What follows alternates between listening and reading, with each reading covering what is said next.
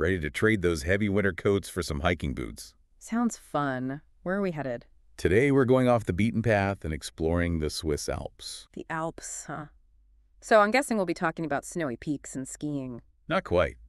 We're diving into a different side of the Alps, the magic of autumn. Autumn in the Alps. Tell me more. Think vibrant colors, crisp mountain air, and a chance to experience those iconic spots without the usual summer crowds. Okay, now you've got my attention.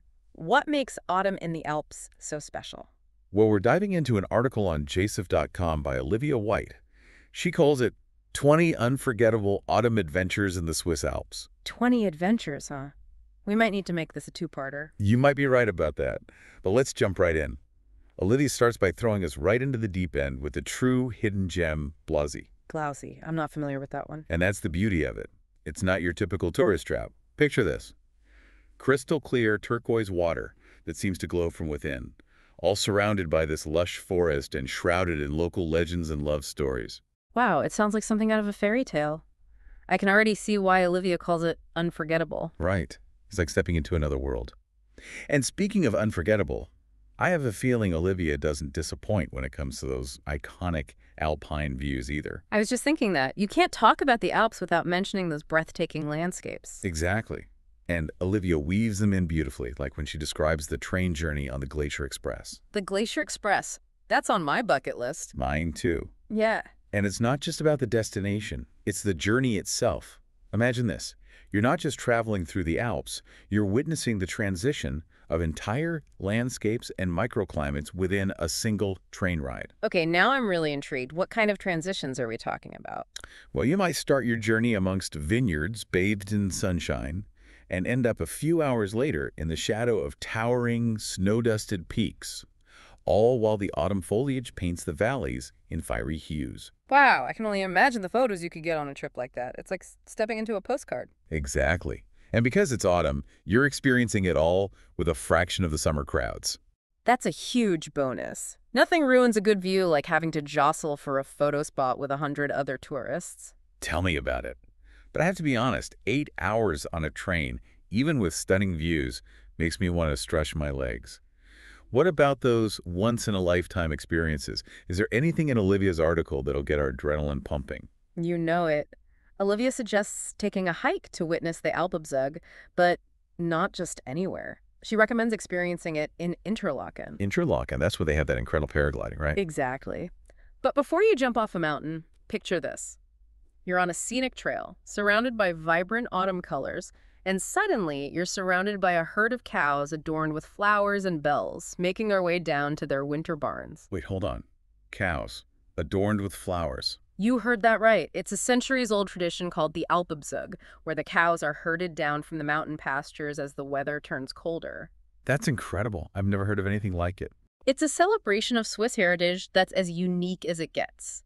And to experience it while hiking through those autumn landscapes, well, that's about as immersive as travel gets. Wow, that's next-level immersive travel right there. It's not just about observing the tradition, you're practically part of it. But what about those charming Swiss towns you always hear about? Olivia doesn't disappoint. She recommends a visit to the medieval town of Gruyere. Gruyères, isn't that where they make the famous cheese? The one and only. But Gruyère's is more than just cheese. Imagine this. Cobblestone streets, a castle perched high above the town, offering panoramic views, all the makings of a classic Swiss postcard. But then you stumble upon the H.R. Geiger Museum. Okay, hold on. H.R. Geiger. That name rings a bell. He's the artist behind the creature in the movie Alien. Oh, wow, that H.R. Geiger. I didn't realize he had a museum. Right. It's this fascinating juxtaposition of history and biomechanical surrealism. You go from admiring medieval architecture to exploring these dark, otherworldly creations, all within the same charming town. Okay, that is wild.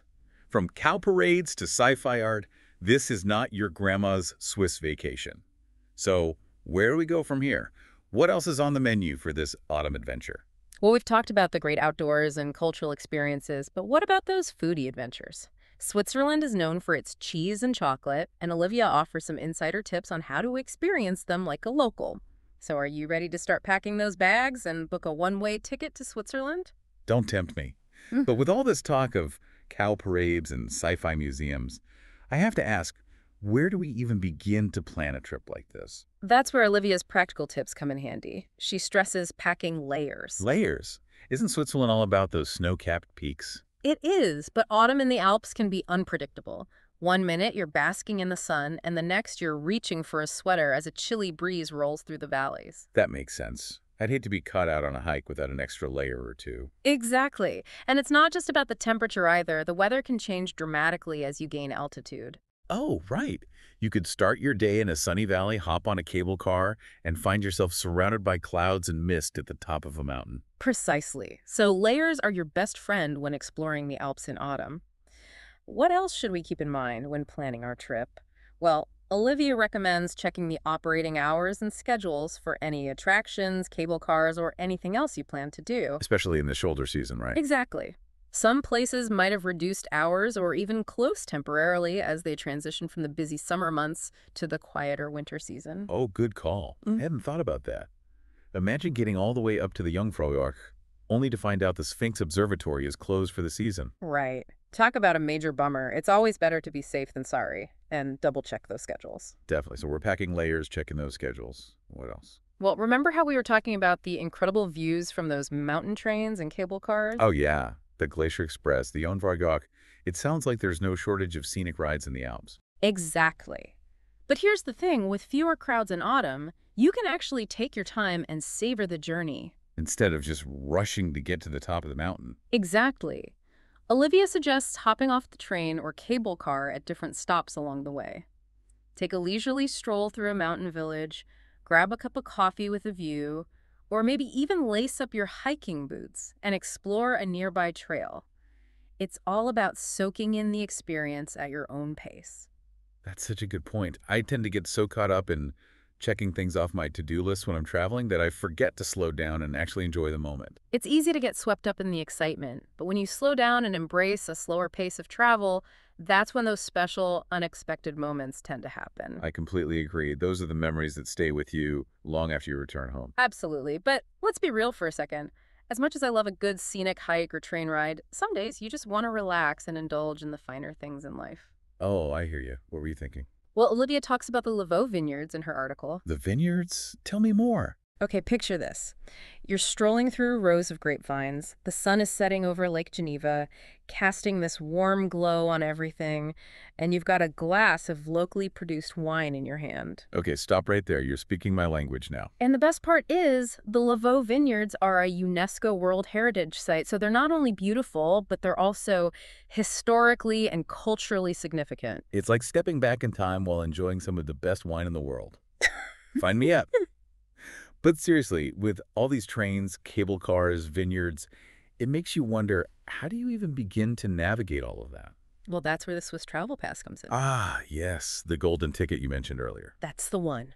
Olivia highly recommends looking into it, especially if you plan on doing a lot of traveling by train, bus, or even boat. It could save you a lot of money and hassle in the long run. Okay, remind me again what's included with that pass. Basically, it gives you unlimited access to most forms of public transportation in Switzerland. That includes those scenic train routes we were talking about, like the Glacier Express and the Bernina Express. So you could hop on and off trains, explore different regions, and not worry about purchasing individual tickets every time. Exactly. It's a great way to maximize your time and budget, especially if you're hoping to see a lot of the country. That sounds like a game changer. Yeah. Okay, so we've got our transportation sorted, we're packing layers, checking those operating schedules, and embracing a slower pace of travel. Anything else? What other insider tips did Olivia share? This might sound a little counterintuitive, but she emphasizes the importance of embracing those unexpected moments, the ones that aren't necessarily listed in any guidebook. You mean those happy accidents that sometimes happen when you're traveling? Exactly. Those spontaneous detours or chance encounters that often turn into the most memorable parts of a trip. I'm all about those. So how do we encourage those happy accidents to happen? Olivia encourages us to be open to getting a little lost, whether that's wandering down a charming cobblestone street, taking a detour to check out a local market, or striking up a conversation with a friendly local who might point you to a hidden gem you wouldn't have found otherwise. Those are often the experiences that stay with you long after the trip is over, right? Those authentic, unscripted moments that reveal the true heart of a place. You hit the nail on the head. And that's what makes autumn in the Swiss Alps so special. It's a time to reconnect with nature, immerse yourself in local traditions, and discover a side of Switzerland that's often overlooked amidst the allure of those winter wonderlands. It sounds like the perfect blend of adventure, relaxation, and maybe a little bit of chocolate indulgence along the way. Don't forget the cheese, but you're right, it's a side of Switzerland that most people don't even realize exists. But even with all these practical tips and insider advice, Olivia does leave us with one final thought-provoking point. Okay, I'm on the edge of my seat. What's this final thought-provoking point? Well, it's a bit of a reality check, but an important one nonetheless. Olivia reminds us that even in a place as seemingly pristine as Switzerland, we need to be mindful of our impact on the environment. That's a good point. It's easy to get caught up in the beauty of it all and forget about our responsibility as travelers. Exactly. She's not talking about becoming hardcore survivalists and living off the land, but rather just simple acts of respect. Things like sticking to the marked trails, not littering, respecting the wildlife. Those small actions can make a big difference. Especially when you consider how many people visit the Alps each year. It's like that saying, take only photos, leave only footprints. Exactly. It's about being a conscious traveler and preserving the magic of this place for generations to come. And that brings us to what I think is the most important takeaway from Olivia's article. I'm all ears. It's not just about the destination, it's about the journey.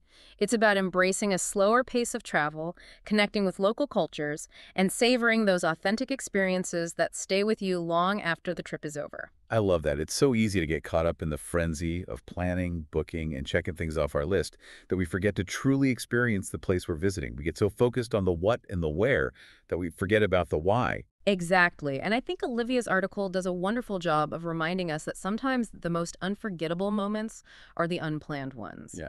The chance encounters, the unexpected detours, the moments when you just allow yourself to get a little lost and embrace the unknown. Those are the moments that often turn into the best stories, right? Yeah. The ones you find yourself telling over and over again. Absolutely. And at the end of the day, that's what makes travel so rewarding. It's not just about seeing new places. It's about opening ourselves up to new experiences, new perspectives, and new ways of seeing the world. And who knows, maybe even discovering something new about ourselves along the way. Beautifully said.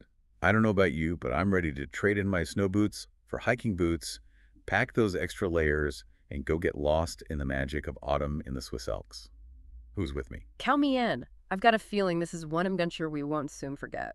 And with that, we'll wrap up this week's deep dive. Until next time, keep exploring, keep discovering, and keep those adventurous spirits alive. And don't forget to check out Olivia White's article, 20 Unforgettable Autumn Adventures in the Swiss Alps, on jasif.com for even more inspiration. We'll see you next time for another deep dive.